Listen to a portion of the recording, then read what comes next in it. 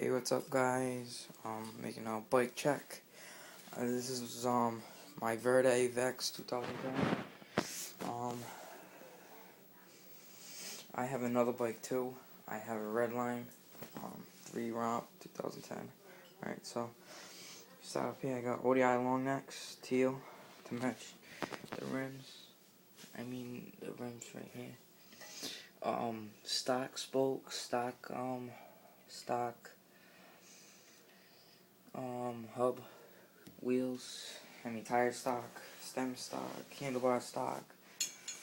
I think this is stock too, I'm not sure. Pivotal seat post. Odyssey twisties, pedals in white. The seams, what was in the front here is in back here. Yeah, twisties. I got a KMC white chain.